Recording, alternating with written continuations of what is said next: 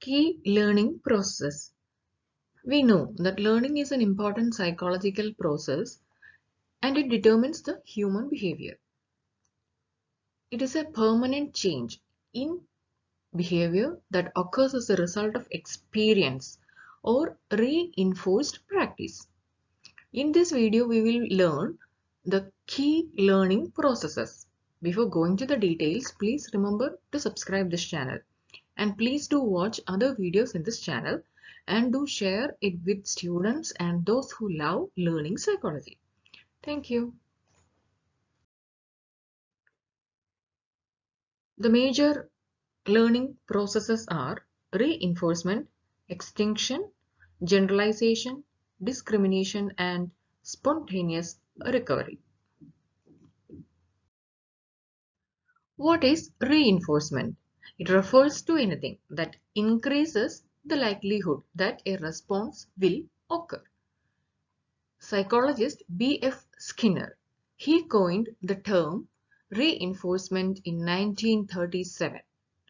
For example, if you want a child to clean their room, you may reinforce this behavior by giving them an allowance every time they do it. By getting the same consequence, that is money, every time they perform the action, that is cleaning the room, they begin to learn this behavior. The type of reinforcement used can play an important role in how quickly a behavior is learned and the overall strength of the resulting response. The reinforcement can include anything that strengthens or increases a behavior. In a classroom setting, the types of reinforcement might include giving praise, letting the students out of unwanted work, or providing token rewards, candy, extra playtime, or fun activities. Now let's see what is a primary reinforcement, which is sometimes referred to as unconditional reinforcement, and it occurs naturally. As such, they don't require learning in order to work. For example, food, sex, sleep, water, etc. Then secondary reinforcement. It involves stimuli that have become rewarding by being paired with another reinforcing stimulus. This is also known as the conditioned reinforcement. For example, when training a dog, praise and treats might be used as primary reinforcers. The sound of a clicker can be added with the praise and treats as secondary reinforcer. Eventually, the sound of the clicker alone begins to work as a reinforcer. So that is secondary reinforcement.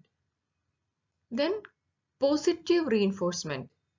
This involves adding something to increase a response, such as giving a piece of candy to a child after they clean their room.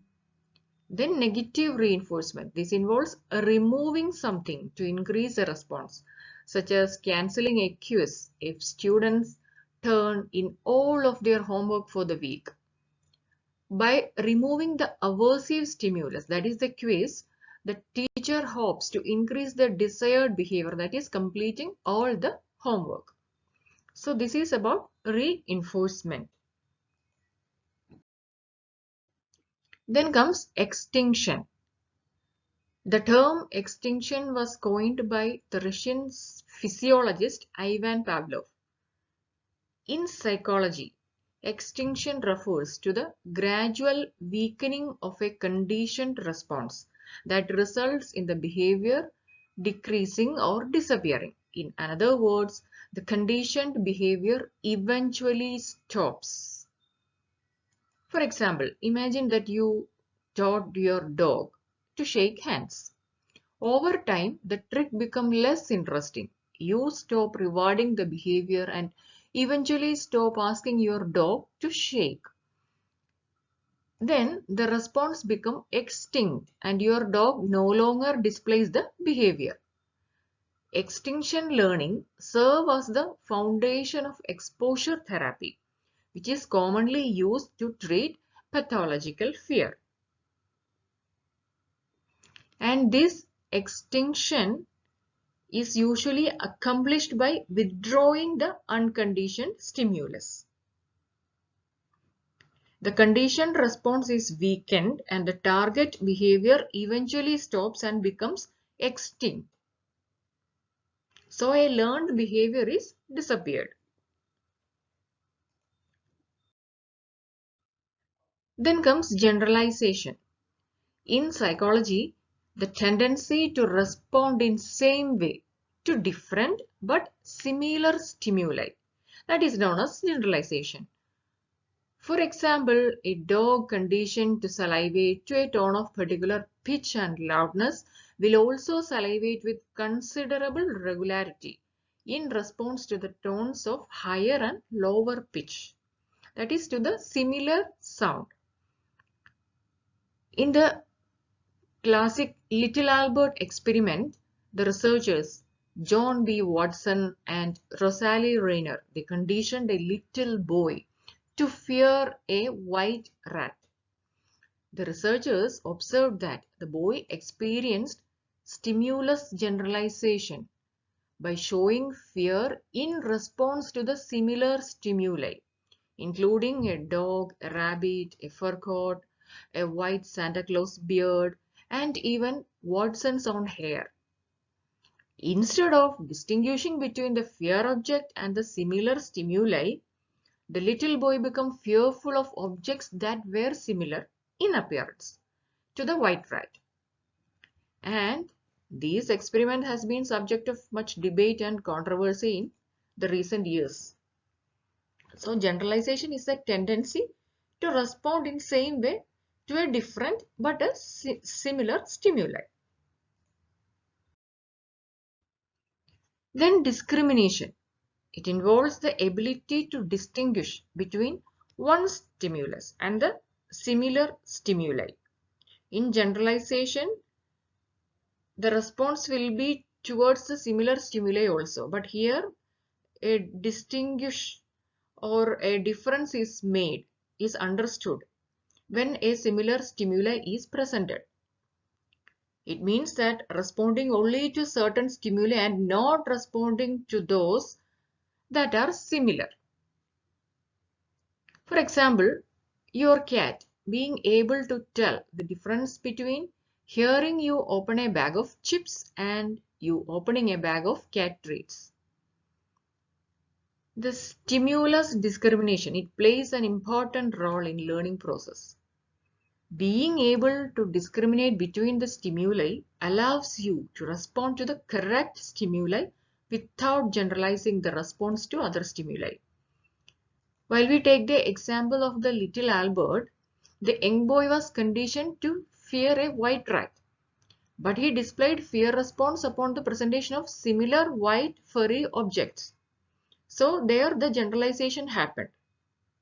It could be a stimulus discrimination if the little boy in the experiment had distinguished between the white rat and the other white similar objects. Spontaneous recovery. It can be defined as the reappearance of the conditioned response after a rest period or a period of lessened response. The spontaneous recovery is a phenomenon that involves suddenly displaying a behavior that was thought to be extinct. Extinction, we all know that without the stimulus, the behavior will get stopped. So that behavior suddenly displayed. That is spontaneous recovery. This can apply to responses that have been formed through both the classical and the operant conditioning. Imagine that you have used classical conditioning to train your dog to expect food whenever he hears the sound of a bell. When you ring the bell, the dog runs to the kitchen and sits by his food bowl. After the response has been conditioned, you stop presenting the food after ringing the bell. Over the time, the response becomes extinguished and your dog stops responding to the bell sound. You stop ringing the bell altogether. But several days later, You decide to try ringing the bell again. Your dog rushes into the room and waits by his bowl, exhibiting a perfect example of spontaneous recovery of the conditioned response.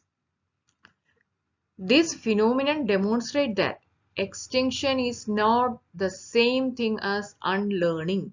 While the response might disappear, that does not mean that it has been forgotten or eliminated. It can be recovered.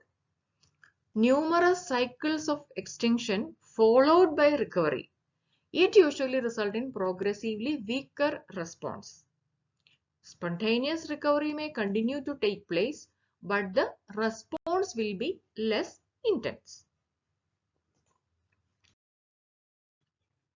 Now let's have a quick recap on what we have learned. We have learned the reinforcement. There are primary, secondary, positive and negative reinforcements are there. Then extinction, then generalization and discrimination, then the spontaneous recovery. So these are the key learning processes. Hope you like this video. Please like, share and subscribe. Thank you and keep smiling.